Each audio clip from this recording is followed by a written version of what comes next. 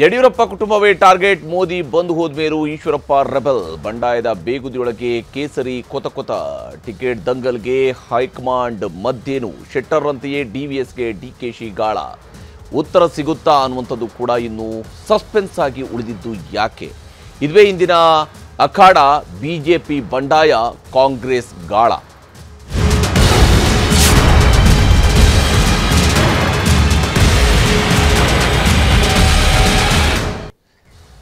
BJP ತನ್ನನ್ನು ತಾನ ಶಿಸ್ತಿನ ಪಕ್ಷ ಅಂತೇಳಿ ಕರೆಸಿಕೊಳ್ಳುತ್ತೆ ಮತ್ತು ನಮ್ಮ ವರಿಷ್ಠರು ಕೈಗೊಂಡಿರುವಂತಹ ತೀರ್ಮಾನ, ಅವರು ಹಾಕಿರುವಂತಹ ಲಕ್ಷ್ಮಣ ರೇಖೆಯನ್ನು ನಾವು ಯಾವತ್ತೂ ದಾಟುವುದಿಲ್ಲ ಅಂತೆಲ್ಲ ಮಾತನಾಡ್ಕೊಳ್ತಾರೆ. ಆದರೆ ಯಾವಾಗ ವೈಯಕ್ತಿಕ ವಿಚಾರಕ್ಕೆ ಬರ್ತಾರೋ, ಯಾವಾಗ ದೊಡ್ಡ ದೊಡ್ಡ ಲೀಡರ್ಗಳ ವಿಚಾರಕ್ಕೆ ಬರ್ತಾರೋ ಅಂಥ ಸಂದರ್ಭದಲ್ಲಿ ಟಿಕೆಟ್ ಕೈ ತಪ್ಪಿರುವಂಥದ್ದು, ಸ್ವಂತಕ್ಕೆ ತಪ್ಪಿರುವಂಥದ್ದು, ಮಗನಿಗೆ ಕೈ ತಪ್ಪಿರುವಂಥದ್ದು, ಅಥವಾ ಒಬ್ಬರನ್ನ ಸಡನ್ ಆಗಿ ಕೈ ಬಿಟ್ಟಿರುವಂಥದ್ದು, ಈ ರೀತಿಯಾದಂಥ ಅಂಶಗಳನ್ನು ಮುಂದಿಟ್ಟುಕೊಂಡು ಬಿಜೆಪಿಯ ನಾಯಕರು ಬಂಡಾಯದ ಬಾವುಟವನ್ನು ಬಹಳ ಜೋರಾಗಿಯೇ ಹಾರಿಸ್ತಾ ಇದ್ದಾರೆ ಕರ್ನಾಟಕದಲ್ಲಿ. ಸದ್ಯಕ್ಕೆ ಬಿಜೆಪಿಯಲ್ಲಿರುವಂತಹ ಪರಿಸ್ಥಿತಿ ಹೇಗಿದೆ ಅನ್ನೋದ್ರ ಬಗ್ಗೆ ಒಂದು ವರದಿಯನ್ನು ನಿಮಗೆ ಮೊದಲಿಗೆ ತೋರಿಸ್ತೀನಿ.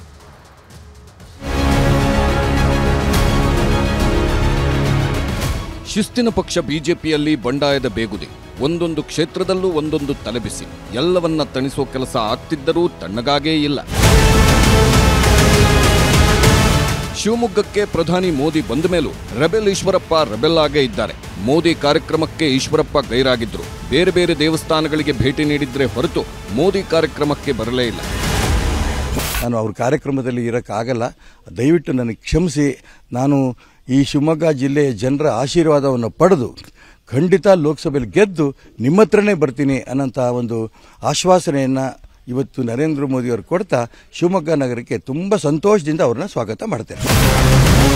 ಈ ಮಧ್ಯೆ ಈಶ್ವರಪ್ಪ ಮನವೊಲಿಕೆಗೆ ನಾಯಕರ ಸರ್ಕಸ್ ಈಗಲೂ ನಡೆಯುತ್ತಿದೆ. ಆರ್ಎಸ್ಎಸ್ ಹಿರಿಯ ಮುಖಂಡ ಗೋಪಾಲ್ ಫೋನ್ ಮಾಡಿದ್ರು. ಫೋನ್ನಲ್ಲೇ ತಾವು ಶಿವಮೊಗ್ಗದಲ್ಲಿ ನಿಂತೇ ನಿಲ್ತೀನಿ ಎಂಬ ಸಂದೇಶ ರವಾನೆ ಮಾಡಿದ್ರು. ನನ್ನ ಎಂಕರೇಜ್ಮೆಂಟ್ ನೋಡ್ತಾ ಇದ್ರೆ ಗೋಪಾಲ್ಜಿ, ನಾನು ತುಂಬ ಸ್ಪಷ್ಟ ಹೇಳ್ತೀನಿ, ಶಿವಮೊಗ್ಗದಿಂದ ಜನರ ಆಶೀರ್ವಾದದಿಂದ, ಸಾಧು ಸಂತರ ಆಶೀರ್ವಾದದಿಂದ ಗೆದ್ದು ಬಂದು ಸೀದಾ ನೀವಿರೋಂಥ ಜಾಗದ ಅಯೋಧ್ಯೆ ಬಂದು ಪ್ರಭು ಶ್ರೀರಾಮಚಂದ್ರನ ಆಶೀರ್ವಾದ ಖಂಡಿತ ನಾನು ತಗೊಂಡಿದ್ದೀನಿ. ನಾನು ಭಾಗವಹಿಸ್ಬಿಟ್ರೆ ಮೋದಿಯವರು ನನ್ನ ಎದುರಿಗೇನೆ ರಾಘವೇಂದ್ರ ಗೂಟ್ ಕೇಳ್ತಾರೆ, ನಾನೇನು ಮಾಡಲಿ ಅವಾಗ? ನಾನು ಹೆಂಗೆ ಹೇಳಕ್ಕೆ ಬರುತ್ತಪ್ಪ? ನೀವು ಅಷ್ಟು ದೊಡ್ಡವ್ರಿಗೆ ನಾನು ಹೇಳಕ್ಕೆ ಅಲ್ಲಿ ಕಾರ್ಯಕ್ರಮನ ಡಿಸ್ಟರ್ಬ್ ಮಾಡಲ? ಬೇಡ, ನಿಮ್ಮೆಲ್ಲರೂ ಮಾತು ಕೇಳ್ತೀನಿ. ನಾನು ಗೆದ್ದು ಬಂದು ಮೋದಿ ಹತ್ರ ಬಂದು ಅಯೋಧ್ಯೆ ರಾಮ ಮಂದಿರ ಗೋಪಾಲ್ಜಿಯ ಜಾಗಕ್ಕೆ ಬರ್ತೀನಿ, ನಿಮ್ಮ ಆಶೀರ್ವಾದ ಪಡಿತೀನಿ. ಈಶ್ವರಪ್ಪನವರ ನೇರ ಟಾರ್ಗೆಟ್ ಯಡಿಯೂರಪ್ಪ ಕುಟುಂಬ. ಇವ್ರ ಮಕ್ಕಳ ಕೈಯಲ್ಲಿ ಪಕ್ಷ ಸಿಕ್ಕಿ ಒದ್ದಾಡ್ತಾ ಇದೆ. ನಾವು ತಾಯಿ ಅಂತ ಹೇಳ್ತಾ ಇರೋಂಥ ಪಾರ್ಟಿ ಬಿಜೆಪಿ ಒಂದು ರೀತಿ ಆ ತಾಯಿಯನ್ನೇ ಹಿಚ್ಚಿಕ್ತಾ ಇದ್ದಾರೆ. ಯಡಿಯೂರಪ್ಪನವ್ರು ಕುತ್ತಿಗೆ ಹಿಚ್ಚಿಕ್ತಾ ಇದ್ದಾರೆ, ಅವರು ಮತ್ತು ಅವ್ರ ಮಗ ವಿಜೇಂದ್ರ. ಆ ತಾಯಿಯನ್ನು ರಕ್ಷಣೆ ಮಾಡಬೇಕಾಗಿದೆ ಈ ಒಂದು ಯಡಿಯೂರಪ್ಪನವರು ಅವ್ರ ಮಗನಿಂದ. ಇದಕ್ಕೋಸ್ಕರ ನಾನು ಚುನಾವಣೆ ಸ್ಪರ್ಧೆ ಮಾಡ್ತಾ ಇದ್ದೀನಿ. ಯಡಿಯೂರಪ್ಪನವ್ರ ಕುಟುಂಬದ ಬಗ್ಗೆ ಮಾತನಾಡ್ತಕ್ಕಂಥದ್ದು ಅರ್ಥಹೀನ. ಇವತ್ತು ಭಾರತೀಯ ಜನತಾ ಪಾರ್ಟಿ ಕರ್ನಾಟಕ ರಾಜ್ಯದಲ್ಲಿ ಇಷ್ಟು ಸದೃಢವಾಗಿ ಬೆಳೆದು ನಿಂತಿದೆ ಅಂತ ಹೇಳಿದ್ರೆ ಲಕ್ಷಾಂತರ ಕಾರ್ಯಕರ್ತರ ಒಂದು ಶ್ರಮ ಇದೆ, ಪಕ್ಷದ ಹಿರಿಯರ ಒಂದು ಅವಿರತ ಹೋರಾಟ ಇದೆ. ಯಡಿಯೂರಪ್ಪನವರು ಪಾದಯಾತ್ರೆಯಿಂದ ಹಿಡಿದು ಸೈಕಲ್ ನಡಿಗೆಯಿಂದ ಹಿಡಿದು ನಗರಕ್ಕೆ ಸೀಮಿತ ಆಗಿದ್ದಂತಹ ಭಾರತೀಯ ಜನತಾ ಪಾರ್ಟಿನ ಪ್ರತಿ ಹಳ್ಳಿಗೆ ಮನೆಗೆ ತಲುಪಿಸಿದ್ದಾರೆ. ಅದರ ಪರಿಣಾಮ ಇವತ್ತು ಭಾರತೀಯ ಜನತಾ ಪಾರ್ಟಿ ಇಷ್ಟು ಒಂದು ಸದೃಢ ಆಗಿರ್ತಕ್ಕಂಥ ಒಂದು ಶಕ್ತಿ ಹೊತ್ತು ಭದ್ರ ಬುನಾದಿ ಹೊತ್ತು ಭಾರತೀಯ ಜನತಾ ಪಾರ್ಟಿ ಸಿಕ್ಕಿದೆ. ಅನೇಕ ಕಾರ್ಯಕರ್ತರ ತಪಸ್ಸಿನ ಫಲವಾಗಿ ಇವತ್ತು ಪಕ್ಷ ಇಷ್ಟು ಎತ್ತರಕ್ಕೆ ಬೆಳೆದು ನಿಂತಿದೆ. ವಿಶ್ವಾಸ ಇದೆ ಯಾವಾಗಲೂ ಕೂಡ ಅವ್ರ ಬಗ್ಗೆ, ಮೋದಿಜಿಯವ್ರ ಬಗ್ಗೆ ತುಂಬಾ ವಿಶ್ವಾಸ ಇಟ್ಕೊಂಡಿರುವಂತ ನಾಯಕರು ಸನ್ಮಾನಿಸುತ್ತ ಈಶ್ವರಪ್ಪನವರು. ಹಾಗಾಗಿ ವಿಶ್ವಾಸ ಇದೆ. ಅವರು ಹೇಳಿದರೆ ಅವರ ಒಂದು ಅಪೇಕ್ಷೆ ಇದೆ ಅಂದರೆ ಬರ್ಬೋದು ಅಂತ ನಾನು ಕೂಡ ವಿಶ್ವಾಸದಿಂದ ಈ ಸಂದರ್ಭದಲ್ಲಿ ನಾನು ಹೇಳಕ್ಕೆ ಇಚ್ಛೆ. ನಾನು ಮೊನ್ನೆ ಹೇಳಿದ್ದೆ ಕುದುರೆಗೆ ಈ ಮೋದಿಜಿಯವ್ರ ಕಾರ್ಯಕ್ರಮ ಯಶಸ್ವಿ ಮಾಡಿ ಸರ್, ಉಳಿದಿದ್ದೆಲ್ಲ ನಾಳೆಯಿಂದ ಮಾತಾಡ್ತೀನಿ. ಇನ್ನೊಂದೆಡೆ ಬೆಳಗಾವಿ ಟಿಕೆಟ್ ಜಗದೀಶ್ ಶೆಟ್ಟರ್ಗೆ ಮಿಸ್ ಆಗುತ್ತಾ ಎಂಬ ಚರ್ಚೆ ಶುರುವಾಗಿದೆ. ಶೆಟ್ಟರ್ ವಿರುದ್ಧ ಸ್ಥಳೀಯ ನಾಯಕರ ವಿರೋಧವಿದೆ. ಈ ಮಧ್ಯೆ ಬಸನಗೌಡ ಪಾಟೀಲ್ ಯತ್ನಾಳ್ಗೆ ಹೈಕಮಾಂಡ್ ಬುಲಾವ್ ನೀಡಿತ್ತು. ಆಗಲೇ ಶೆಟ್ಟರ್ ಟಿಕೆಟ್ ತಪ್ಪಿಸೋಕೆ ನಡೆದಿದೆಯಾ ರಣತಂತ್ರ ಎಂಬ ಅನುಮಾನ ಶುರುವಾಗಿತ್ತು. ಒಂದೆಡೆ ಸ್ಥಳೀಯ ಮುಖಂಡರಿಂದ ವಿರೋಧ, ಮತ್ತೊಂದೆಡೆ ಬಿಎಲ್ ಸಂತೋಷ್ ತಂತ್ರಗಾರಿಕೆ. ಹೀಗಾಗಿ ದೆಹಲಿಗೆ ದೌಡಾಯಿಸಿರುವ ಶೆಟ್ಟರ್ ನಡ್ಡಾ ಹಾಗೂ ರಾಜನಾಥ್ ಸಿಂಗ್ ಜೊತೆ ಮಾತುಕತೆ ನಡೆಸಿ ಟಿಕೆಟ್ಗಾಗಿ ಲಾಬಿ ಮಾಡುತ್ತಿದ್ದಾರೆ. ಇನ್ನೊಂದೆಡೆ ದಾವಣಗೆರೆಯಲ್ಲಿ ಬಂಡಾಯದ ಬಿಸಿ ಆರುತ್ತಿಲ್ಲ. ರೆಬೆಲ್ ನಾಯಕರ ಮನವೊಲಿಸಲು ಮುಂದಾಗಿದ್ದಾರೆ ಮಾಜಿ ಸಚಿವ ಮುರುಗೇಶ್ ನಿರಾಣಿ ಟೀಮ್. ಹೊನ್ನಾಳಿಯ ರೇಣುಕಾಚಾರ್ಯ ಮನೆಗೆ ಭೇಟಿ ನೀಡಿ ಸಂಧಾನ ಮಾಡಲಾಯಿತು. ಎಲ್ಲ ವೈಮನಸ್ಸು ಮರೆತು ಒಂದಾಗಿ ಹೋಗುವಂತೆ ಮನವಿ ಮಾಡಲಾಗಿದೆ. ಆದರೆ ಯಾವುದಕ್ಕೂ ಬಗ್ಗದ ರೇಣುಕಾಚಾರ್ಯ ಇದು ನನ್ನೊಬ್ಬನ ನಿರ್ಧಾರ ಅಲ್ಲ ಎಂದಿದ್ದಾರೆ. ಮಾಜಿ ಸಚಿವ ಎಸ್ ಎ ರವೀಂದ್ರನಾಥ್, ಕರುಣಾಕರ್ ರೆಡ್ಡಿ, ಮಾಡಾಳು ಮಲ್ಲಿಕಾರ್ಜುನ ಅಭಿಪ್ರಾಯ ಕೇಳಿ ತೀರ್ಮಾನ ಮಾಡುತ್ತೇವೆ ಎಂದು ಹೇಳಿ ಕಳಿಸಿದ್ದಾರೆ. ಇದಷ್ಟೇ ಅಲ್ಲ, ಬೀದರ್ನಲ್ಲಿ ಭಗವಂತ್ ಖೂಬಾ ವಿರುದ್ಧ ಬಂಡಾಯ ಎದ್ದಿರೋ ಪ್ರಭು ಚೌಹಾಣ್ ಇನ್ನೂ ತಣ್ಣಗಾಗಿಲ್ಲ. ಚೌಹಾಣ್ ವಿರೋಧ ಕಟ್ಟಿಕೊಂಡು ಗೆಲ್ಲೋದು ಖೂಬಾಗೆ ಕಷ್ಟ. ಹಾಗೆ ತುಮಕೂರಿನಲ್ಲಿ ಸೋಮಣ್ಣಗೆ ಸ್ಥಳೀಯ ಪ್ರಭಾವಿ ಜೆಸಿ ಮಾಧುಸ್ವಾಮಿ ರೆಬೆಲ್ ಆಗಿರೋದು ಬಿಸಿತುಪ್ಪವಾಗಿದೆ. ಹೀಗಾಗಿ ಬೆಂಗಳೂರಿನ ನಾಯಕರಿಂದ ಸಂಧಾನ ಆಗಲಿದೆ. ಈಗಾಗಲೇ ಅದ್ರ ಬಗ್ಗೆ ಮಾತಾಡ್ತಾ ಇದ್ದೀರಿ. ಬೀದರ್ಗೆ ನಾನೇ ಮೊನ್ನೆ ಹೋಗಿದ್ದೆ, ಮಾತಾಡ್ತಾ ಇದ್ದೀನಿ. ಬೀದರ್ಗೂ ನಾನು ಹೋಗ್ತೀನಿ, ಒಂದು 2-3 ದಿನದಲ್ಲಿ ಬೀದರ್ಗೆ ಹೋಗ್ತಾ ಇದ್ದೀನಿ, ತುಮಕೂರಿಗೂ ಹೋಗ್ತಾ ಇದ್ದೀನಿ. ಸಾಲ್ವ್ ಮಾಡ್ತೀನಿ. ನಾನು ಮಾತಾಡಬೇಕು. ನನ್ನ ಧರ್ಮನೂ ಕೂಡ ಹೌದು, ನಾನು ಮಾತಾಡ್ತೀನಿ. ಇವತ್ತಿಂದನೇ ಆ ಕೆಲಸ ಪ್ರಾರಂಭವಾಗ್ತೀನಿ. ಇವತ್ತು ಸಂಜೆಯಿಂದನೇ ಆ ಕೆಲಸಕ್ಕೆ ನಾನು ಹೋಗ್ತೀನಿ. ಇನ್ನು ಮೈಸೂರಿನಲ್ಲಿ ಜನಸಾಮಾನ್ಯರೊಂದಿಗೆ ಬೆರೆತು ಯದುವೀರ್ ಮತ ಕೇಳುತ್ತಿದ್ದಾರೆ. ಸಣ್ಣ ಸಣ್ಣ ಹೋಟೆಲ್, ಬೀದಿ ಬದಿ ಅಂಗಡಿಗಳ ಬಳಿ ಜನರೊಂದಿಗೆ ಬೆರೆತಿದ್ದಾರೆ. ಹಾಗೆ ಮುನಿಸು ಮರೆತು ಪ್ರತಾಪ್ ಸಿಂಹ ಯದುವೀರ್ ಪರ ಪ್ರಚಾರ ಮಾಡುತ್ತಿದ್ದಾರೆ. ಅರಮನೆಯ ಹವಾನಿಯಂತ್ರಿತ ಕೊಠಡಿಯಲ್ಲಿ ಆರಾಮಾಗಿರುವಂತಹ ಅವರಿಗೆ ಈ ಅರಮನೆಯ ವೈಭೋಗ ಬೇಕಾಗಿಲ್ಲ, ಜನರ ಜೊತೆ ಇರಬೇಕು ಅಂತ ಅವರಿಗೆ ಅನಿಸಿದೆ. ಅದನ್ನು ನಾವು ಶ್ಲಾಘನೆ ಮಾಡಲೇಬೇಕಲ್ವಾ? ಅಂದರೆ ಸುಖದ ಸುಪ್ಪತ್ತಿಕೆಯಲ್ಲಿರುವಂಥವ್ರು ಜನರ ಭವಣೆಯನ್ನು ಹಂಚಿಕೊಳ್ಳಿಕ್ಕೆ ಅವ್ರ ಜೊತೆ ಇರ್ತೀವಿ ಅಂತ ಬಂದಾಗ ಖಂಡಿತ ಸ್ವಾಗತ ಮಾಡಲೇಬೇಕು. ಈಗಾಗಲೇ ಒಬ್ಬ ಸಾಮಾನ್ಯ ಅಭ್ಯರ್ಥಿಯಾಗಿ ಅದು ಆಯ್ಕೆ ಆದರೆ ಒಬ್ಬ ಸಾಮಾನ್ಯ MP ಹೇಗೆ ಮಾಡ್ತಾನೋ ಅದೇ ರೀತಿ ನಾವು ಕೆಲಸ ಮಾಡ್ತೀವಿ. ಅದರಲ್ಲಿ ಏನು ವ್ಯತ್ಯಾಸ ಇರಲ್ಲ. ಈ ಒಂದು ಆಧುನಿಕ ಕಾಲದಲ್ಲಿ ತಂತ್ರಜ್ಞಾನ ಮೂಲಕ ಎಲ್ಲರೂ ನಮಗೆ ಸಂಪರ್ಕದಲ್ಲಿ ಯಾವಾಗಲೂ ಇರ್ತಾರೆ. They can reach out on any platform. ಅದು ಬಿಟ್ಟು ನಾನು ಹೇಳಿದ್ದೀನಿ ಆಗಲೇ, ನಮ್ಮ ಅರಮನೆ ನಿಮ್ಗೆ ಬರೋದು ಅವಶ್ಯಕತೆನೇ ಇಲ್ಲ. ನಾನೇ ಆಚೆ ಬರ್ತಾ ಇದ್ದೀನಿ. ಇವತ್ತು ಬಂದಿರೋದು ಅದೇನೇ ಒಂದು ನಿಟ್ಟಿನಲ್ಲಿ. ಈ ಸಂದರ್ಭದಲ್ಲಿ ಮಹಾರಾಜರಾಗಿ ಯದುವೀರವರು ನಾಡಿಗೆ ಪರಿಚಿತರಾದರೂ ಕೂಡ ಅವರು ಬಿಜೆಪಿ ಅಭ್ಯರ್ಥಿಯಾಗಿ ಜನಕ್ಕೆ ಪರಿಚಿತರಾಗಬೇಕು. ಅವರ ಚಿಂತನೆಗಳು, ಅವರ ಆಲೋಚನೆಗಳು, ಅವರು ಈ ಕ್ಷೇತ್ರದ ಬಗ್ಗೆ ಇಟ್ಕೊಂಡಿರುವಂತಹ ಕನಸುಗಳ ಬಗ್ಗೆನೂ ಕೂಡ ಜನಕ್ಕೆ ಮನವರಿಕೆಯನ್ನು ಮಾಡಿಕೊಳ್ಬೇಕಾಗುತ್ತೆ. ಅವರ ಆಶೀರ್ವಾದವನ್ನು ಕೇಳಬೇಕಾಗುತ್ತೆ. ಈ ಮಧ್ಯೆ ಮಾಜಿ ಸಚಿವ ರಾಮದಾಸ್ ಕಾಲಿಗೆ ಬಿದ್ದು ನಮಸ್ಕಾರ ಮಾಡಿದ್ರು ಸಂಸದ ಪ್ರತಾಪ್ ಸಿಂಹ. ಒಂದೇ ಪಕ್ಷದಲ್ಲಿದ್ದರೂ ಹಲವು ದಿನಗಳಿಂದ ಇಬ್ಬರ ನಡುವೆ ವೈಮನಸ್ಸಿತ್ತು. ಪ್ರತಾಪ್ ಸಿಂಹಗೆ ಟಿಕೆಟ್ ತಪ್ಪಲು ರಾಮದಾಸ್ ಎಂಬ ಚರ್ಚೆಯೂ ಇತ್ತು. ಇದೀಗ ರಾಮದಾಸ್ ಕಾಲಿಗೆ ನಮಸ್ಕಾರ ಮಾಡುವ ಮೂಲಕ ಇಬ್ಬರ ನಡುವೆ ಮುನಿಸು ಇಲ್ಲ ಎಂಬುದನ್ನು ಪ್ರತಾಪ್ ಸಿಂಹ ಹೇಳಿದಂತಿದೆ.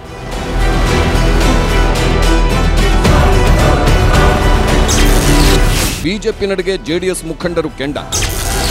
ಮೈತ್ರಿ ಮೇಲೆ ಪರಿಣಾಮ ಬೀರುತ್ತಾ ನಾಯಕರ ನಡೆ. ಲೋಕಸಭೆ ಚುನಾವಣೆ ಹಿನ್ನೆಲೆಯಲ್ಲಿ ಜೆಡಿಎಸ್ ಕಾರ್ಯಕಾರಿಣಿ ಸಭೆ ನಡೆಯಿತು. ಇಲ್ಲಿ ಬಿಜೆಪಿ ನಾಯಕರ ನಡೆ ಬಗ್ಗೆ ದಳಪತಿಗಳ ಮುಂದೆ ಗೋಳು ತೋಡಿಕೊಂಡ್ರು. ರಾಷ್ಟ್ರ ರಾಜ್ಯ ಮಟ್ಟದಲ್ಲಿ ಮೈತ್ರಿ ಆಗಿದ್ದರೂ ಸ್ಥಳೀಯ ಮಟ್ಟದಲ್ಲಿ ಹೊಂದಾಣಿಕೆ ಆಗ್ತಿಲ್ಲ ಅನ್ನೋದು ಕಾರ್ಯಕರ್ತರ ವಾದವಾಗಿತ್ತು. ಬಿಜೆಪಿ ಹೈಕಮಾಂಡ್ ಜೊತೆ ಮಾತುಕತೆ ಆಗ್ತಿದೆ, ಎಲ್ಲವೂ ಸರಿಯಾಗಲಿದೆ ಎಂದು ಕುಮಾರಸ್ವಾಮಿ ಭರವಸೆ ನೀಡಿದ್ರು. ಬಳಿಕ ಮಾತನಾಡಿದ ಕುಮಾರಸ್ವಾಮಿ, ಹಾಸನ, ಮಂಡ್ಯ, ಕೋಲಾರ ನಮ್ಮದೇ ಅಂದ್ರು. ನಮ್ಮ ಪಕ್ಷದ ಅಭಿಮಾನಿಗಳು, ಹಿತೈಷಿಗಳು, ಕಾರ್ಯಕರ್ತರಿಗೆ ಮನವಿ ಮಾಡ್ತಕ್ಕಂಥದ್ದು, ಇವನ್ ಬಿಜೆಪಿ ಕಾರ್ಯಕರ್ತರಿಗೂ ಮನವಿ ಮಾಡ್ತಕ್ಕಂಥದ್ದು, ಯಾವುದೇ ರೀತಿಯ ಗೊಂದಲಕ್ಕೆ ಎಡೆ ಮಾಡಿಕೊಡದೆ ಒಟ್ಟಾಗಿ ಕೆಲಸವನ್ನು ನಿರ್ವಹಣೆ ಮಾಡಿ. ಅಂತಿಮವಾಗಿ ನಮ್ಮ ಈ ಒಂದು ಮೈತ್ರಿಯ ಉದ್ದೇಶವೇ ನಾಡಿಗೆ ಆಗಿರ್ತಕ್ಕಂಥ ಅನ್ಯಾಯ ಸರಿಪಡಿಸ್ತಕ್ಕಂಥದ್ದು. ಯಾವ ಗೊಂದಲವೂ ಇಲ್ಲ. ನಾನೀಗಾಗಲೇ ಹೇಳಿದ್ದೇನೆ, 3 ಕ್ಷೇತ್ರದಲ್ಲಿ ಜನತಾದಳದ ಅಭ್ಯರ್ಥಿಗಳು ಚುನಾವಣೆಗೆ ನಿಲ್ತಾ ಇದ್ದೇವೆ.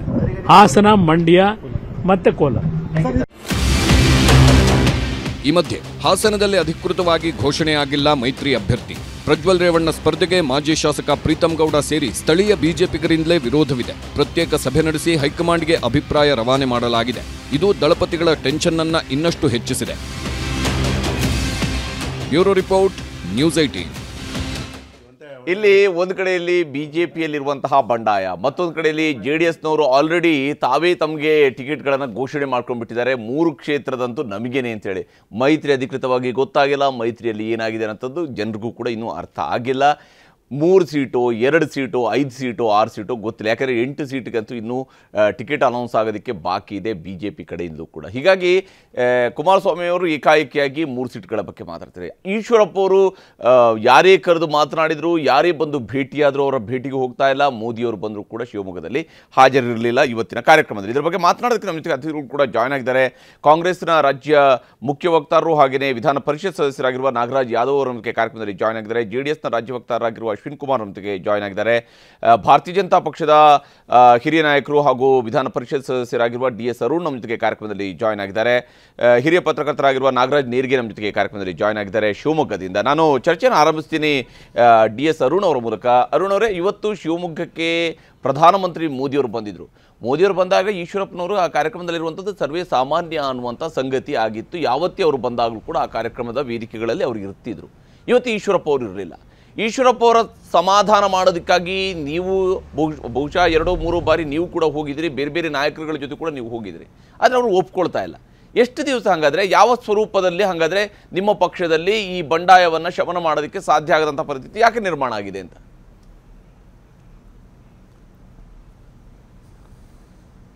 ಒಂದು, ಇವತ್ತು ನರೇಂದ್ರ ಮೋದಿಯವರ ಶಿವಮೊಗ್ಗದ ಕಾರ್ಯಕ್ರಮ ಇಡೀ ಶಿವಮೊಗ್ಗದ ಮತ್ತು ಶಿವಮೊಗ್ಗ ಲೋಕಸಭಾ ಕ್ಷೇತ್ರದ ಮತ್ತು ವಿವಿಧ ಅಕ್ಕಪಕ್ಕ, ಇವತ್ತು ಚಿತ್ರದುರ್ಗ, ದಾವಣಗೆರೆ ಮತ್ತು ನಮ್ಮ ಚಿಕ್ಕಮಗಳೂರು, ಉಡುಪಿಯ ಈ ಲೋಕಸಭಾ ಕ್ಷೇತ್ರದ ಆ ಭಾಗದಿಂದ ಬಂದಂಥ ಕಾರ್ಯಕರ್ತರು, ಹಿತೈಷಿಗಳು, ಇವತ್ತಿನ ಕಾರ್ಯಕ್ರಮ ಲಕ್ಷಾಂತರ ಜನ ಸೇರಿರೋದು ಇಡೀ ನಮ್ಮ ಈ ಚುನಾವಣೆಗೆ ಮುಂದಿನ ದಿನಗಳಲ್ಲಿ ಅಭೂತಪೂರ್ವವಾದಂಥ ಬೆಂಬಲ, ಜನರ ಸ್ಪಂದನೆ, ಇದನ್ನೆಲ್ಲ ನೋಡಿದ್ರೆ ಬರುವಂಥ ದಿನಗಳಲ್ಲಿ ಈ 4 ಕ್ಷೇತ್ರದ ನಮ್ಮ ಅಭ್ಯರ್ಥಿಗಳು ಗೆಲ್ತಾರೆ ಮತ್ತು ರಾಜ್ಯದಲ್ಲಿ 28 ಕ್ಷೇತ್ರಗಳ ಗೆಲ್ಲೋದಕ್ಕೆ ಏನೂ ತೊಂದರೆ ಇಲ್ಲ ಅಂತಹದ್ದು ಮೂಡು ಜನರಲ್ಲಿ ಇವತ್ತು ಕಾಣ್ತಾ ಇತ್ತು. ಇವತ್ತು ನರೇಂದ್ರ ಮೋದಿಯವರ ಭಾಷಣ, ಜನರ ಸ್ಪಂದನೆ, ಸರಿಯಾದ ಸಮಯಕ್ಕೆ ಬಂದು ಸರಿಯಾದಂಥ ವ್ಯವಸ್ಥೆಯಲ್ಲಿ ಇವತ್ತು ಅದ್ಭುತವಾದಂಥ ಕಾರ್ಯಕ್ರಮ ನಡೆದಿದೆ. ನಮಗಿನ್ನೂ ರೋಮಾಂಚನ ಇದೆ. ಈಶ್ವರಪ್ಪ ಅವರಲ್ಲಿ ಗೌಣ ಅಂತೀರಿ, ಭಾಷಣವನ್ನು ಕೇಳಿದ್ದು. ಈಶ್ವರಪ್ಪ ಅವರಲ್ಲಿ ಗೌಣ ಅಂತೀರಿ ಹಾಗಾದ್ರೆ ನೀವು? ನಾನು ಅದನ್ನು ಹೇಳ್ತಿಲ್ಲ. ಇವತ್ತು ಬೇರೆ ಬೇರೆ ಕಾರಣಕ್ಕೆ ಈಶ್ವರಪ್ಪನವರು ಇವತ್ತು ಕಳೆದ 4-5 ದಿನಗಳಿಂದ ನಮ್ಮ ಪ್ರಯತ್ನಗಳನ್ನು ಮಾತಾಡ್ತಾ ಇದ್ದೀವಿ. ಅವರಿಗೆ ಎಲ್ಲಿ ನೋವಾಗಿದೆ, ಏನಕ್ಕಾಗಿ ನೋವಾಗಿದೆ ಅನ್ನೋವಂಥದ್ದನ್ನು ಕೂಡ ಅವ್ರ ಜೊತೆ ನಿರಂತರ ಚರ್ಚೆಗಳಾಗ್ತಾ ಇದೆ. ಸರಿ ಹೋಗುತ್ತೆ. ನಮ್ಮ ರಾಜ್ಯ ನಾಯಕರು, ರಾಷ್ಟ್ರೀಯ ನಾಯಕರು ಅದ್ರ ಬಗ್ಗೆ ಈಗಾಗಲೇ ಅವ್ರ ಹತ್ರ ಮಾತಾಡ್ತಾ ಇದ್ದಾರೆ. ಯಾವುದ್ಯಾವುದು ಸರಿ ಮಾಡ್ಕೋಬೇಕು ನಮ್ಮ ಪಕ್ಷದಲ್ಲಿ, ನಮ್ಮ ಪಕ್ಷದ ಆಂತರಿಕ ವಿಚಾರ, ಅದನ್ನು ಸರಿಯಾಗಿ ಮಾಡೋವಂಥದ್ದನ್ನು ಎಲ್ಲ ಪ್ರಯತ್ನಗಳು ನಡೀತಾ ಇದೆ. ಈಶ್ವರಪ್ಪನವರಂಥ ಹಿರಿಯ ನಾಯಕರು, ಪಕ್ಷಕ್ಕಾಗಿ 40 ವರ್ಷಗಳಿಂದ ನಿರಂತರವಾಗಿ ಸೇವೆ ಸಲ್ಲಿಸಿರುವಂಥವ್ರು, ರಾಜ್ಯದ ಅಧ್ಯಕ್ಷರಾಗಿ, ಯುವ ಮೋರ್ಚಾದ ರಾಜ್ಯದ ಅಧ್ಯಕ್ಷರಾಗಿ, ನಮ್ಮ ಪೇರೆಂಟ್ ಬಾಡಿ ಅಧ್ಯಕ್ಷರಾಗಿ 3 ಬಾರಿ ಕೆಲಸ ಮಾಡಿದಂಥವ್ರು. ಹಾಗಾಗಿ ಈಶ್ವರಪ್ಪನವರಂಥ ಹಿರಿಯತನ ಮತ್ತು ಅವರಿಗಿರುವಂತಹ ಎಕ್ಸ್ಪೀರಿಯನ್ಸ್, ಅದನ್ನೆಲ್ಲದನ್ನು ಇಟ್ಕೊಂಡು ಮುಂದಿನ ದಿನಗಳಲ್ಲಿ ಖಂಡಿತವಾಗ್ಲೂ ಅವರಿಗೆ ಮನವೊಲಿಸಲಾಗುತ್ತೆ. ಅವರು ನಮ್ಮ ಭಾರತೀಯ ಜನತಾ ಪಾರ್ಟಿಯ ನಾಯಕರು. ಅವರು ಮುಂದಿನ ದಿನಗಳಲ್ಲೂ ನಾಯಕರಾಗಿ ಈ ದೇಶದ ಪ್ರಧಾನಮಂತ್ರಿ ನರೇಂದ್ರ ಮೋದಿಯವರು 3ನೇ ಬಾರಿಗೆ ಆಗುವಂಥದಕ್ಕೆ ಎಲ್ಲ ಪ್ರಯತ್ನಗಳನ್ನು ಅವರು ಕೂಡ ನಮ್ಮೊಂದಿಗೆ ಸೇರಿ ಮಾಡ್ತಾರೆ ಅನ್ನೋಂಥ ಖಂಡಿತ. ಅರುಣ್ ಅವರೇ ಮಾತಾಡ್ತೀನಿ ನನ್ನ ಜೊತೆಗೆ. ಆದರೆ ಅಶ್ವಿನ್ ಕುಮಾರ್ ಅವರೇ, ನಿಮ್ಮ ಪಕ್ಷಕ್ಕೆ ಎಷ್ಟು ಸೀಟು? ಸರ್, ಈ ಚರ್ಚೆನ ತುಂಬ ಬಾರಿ ಹರಿಸರ್ ಮಾಡಿದ್ದೀವಿ. ನಾನು ಇವಾಗ ಏನು ಅಂದರೆ, ಈಗ ವಿಜಯಪುರ ಇರ್ಬೋದು, ರಾಯಚೂರು ಇರ್ಬೋದು, ಹಾವೇರಿ. ಅಲ್ಲ, ಈಗ ಮೈತ್ರಿ ಅಂತ ಮಾಡ್ಕೊಂಡ ಮೇಲೆ ಮೈತ್ರಿ ನಾಯಕರುಗಳು ಜೊತೆಯಾಗಿ ಅನೌನ್ಸ್ ಮಾಡುವಂಥದ್ದು ಮೈತ್ರಿ ಧರ್ಮ ಅಂತ ನಾವು ಅಂದ್ಕೊಂಡಿದ್ವಿ. ಇಲ್ಲಿ ನೋಡಿದ್ರೆ ನಿಮ್ಮ ನಾಯಕರು ಏಕೈಕವಾಗಿ 3 ಕ್ಷೇತ್ರಗಳಲ್ಲಿ ನಮ್ಮ ಅಭ್ಯರ್ಥಿ ಇರ್ತಾರೆ ಅಂದರೆ ಘೋಷಣೆ ಮಾಡ್ತಾರೆ ಅಂದರೆ ನಿಜಕ್ಕೂ ಎಷ್ಟು ಸೀಟು ಅಂತ ಅಂದರೆ ಈಗ ಕನ್ಫರ್ಮ್ ಇಲ್ವ? ಯಾವ್ದಾದ್ರು ಒಂದು ಸೀಟ್ ಕನ್ಫರ್ಮ್ ಇಲ್ಲದೆ ಇರಬೇಕು ಮೋಸ್ಟ್ಲಿ. ಸರ್, ಇಲ್ಲ, ಜಾತ್ಯತೀತ ಜನತಾದಳದ ಕಾರ್ಯಕರ್ತರು ಇರ್ತಾರೆ. ಕಾರ್ಯಕರ್ತರ ಆಸೆಗೆ ಲೀಡ್ರು, ನಾವು ಹೇಗೆ ಲೀಡ್ರು ಮಾತನ್ನ ನಾವುಗಳು ಕೇಳ್ತೀವಿ, ಕಾರ್ಯಕರ್ತರ ಮಾತನ್ನು ಲೀಡ್ರುಗಳು ಕೇಳೋಂಥ ಒಂದು ಸಂಪ್ರದಾಯ ಎಲ್ಲ ಕಡೆನೂ ಇದೆ. ಕಾರ್ಯಕರ್ತರ ಆಸೆ ಏನಿದೆ, ಒಂದು ಮೈತ್ರಿ ಅಂತ ಹೋಗ್ಬೇಕಾದ್ರೆ ಜಾತ್ಯತೀತ ಜನತಾದಳದ ಕಾರ್ಯಕರ್ತರಿರ್ಬೋದು, ಮುಖಂಡರುಗಳನ್ನ ಒಂದು ಒಳ್ಳೆ ಒಮ್ಮತಕ್ಕೆ ತಗೊಂಡು ಅವರನ್ನಲ್ಲೂ ಒಂದು ವಿಶ್ವಾಸ ಮೂಡಿಸಿ ಯಾರು ಅಭ್ಯರ್ಥಿಗಳಿದ್ದಾರೆ, ಉದಾಹರಣೆಗೆ ಹಾವೇರಿನಲ್ಲಿರುವಂಥ ಮಾಜಿ ಮುಖ್ಯಮಂತ್ರಿ ಆದಂಥ ಮಾನ್ಯ ಬೊಮ್ಮಾಯಿ ಅವರು ಇರ್ಬೋದು, ಹಾವೇರಿ ಜಿಲ್ಲೆನಲ್ಲಿರುವಂಥ ಜಾತ್ಯತೀತ ಜನತಾದಳ ನಾಯಕರುಗಳನ್ನ ವಿಶ್ವಾಸಕ್ಕೆ ತಗೊಂಡು ನಾವು ಒಗ್ಗಟ್ಟಾಗಿ ಹೋಗಬೇಕು ಅನ್ನೋದು ಇರಬೇಕು ಸರ್. ಹಾಗೆಯೇ ಕಾರ್ಯಕರ್ತರ ಒಂದು ಆಸೆ ಕೂಡ ಇರುತ್ತೆ. ಇವತ್ತು ನಾವೇನಾದರೂ ಬರೀ 2 ಕ್ಷೇತ್ರ 3 ಕ್ಷೇತ್ರ ತಗೊಳ್ಳೋದಾದರೆ BJP ಜೊತೆ ಮೈತ್ರಿ ಮಾಡ್ಕೊಳ್ಳೋ ಅವಶ್ಯಕತೆ ಇರಲಿಲ್ಲ ಅಂತ ಕಾರ್ಯಕರ್ತರಲ್ಲಿ ಒಂದು ಚಿಂತನೆ ಮೂಡಿರ್ಬೋದು. ಅದನ್ನು ಕುಮಾರಣ್ಣ ಅವರು ವ್ಯಕ್ತಪಡಿಸಿದ್ದಾರೆ. ಹಾಗೆ ಈಗ ಬಿಜೆಪಿ ಒತ್ತಡ ಇರ್ತಾ ಇದೆ. ಒತ್ತಡ ಅನ್ನೋ ಪ್ರಶ್ನೆ ಅಂತ ಅಲ್ಲ, ಕಾರ್ಯಕರ್ತರ ಒಂದು ಏನು ಆ ವಾಯ್ಸ್ ಇದೆ ಅದು ಕುಮಾರಣ್ಣ ಅವರು ಹೇಳ್ತಿದ್ದಾರೆ. ಕನ್ನಡಿಗರ ನೆಚ್ಚಿನ ನ್ಯೂಸ್ 18 ಕನ್ನಡ ಈಗ ವಾಟ್ಸ್ಆಪ್ನಲ್ಲೂ ಲಭ್ಯ. ಕರ್ನಾಟಕ, ದೇಶ ವಿದೇಶಗಳ 360 ಡಿಗ್ರಿ ಸುದ್ದಿಯ ವಿವರಗಳನ್ನ ನಿಮ್ಮ ಕೈ ಬೆರಳುಗಳಲ್ಲೇ ಪಡಿಲಿಕ್ಕೆ ಈ QR ಕೋಡ್ ಅನ್ನ ಸ್ಕ್ಯಾನ್ ಮಾಡಿ, ನಮ್ಮ ಚಾನಲ್ ಫಾಲೋ ಮಾಡಿ, ನೋಟಿಫಿಕೇಶನ್ ಆನ್ ಮಾಡಿ.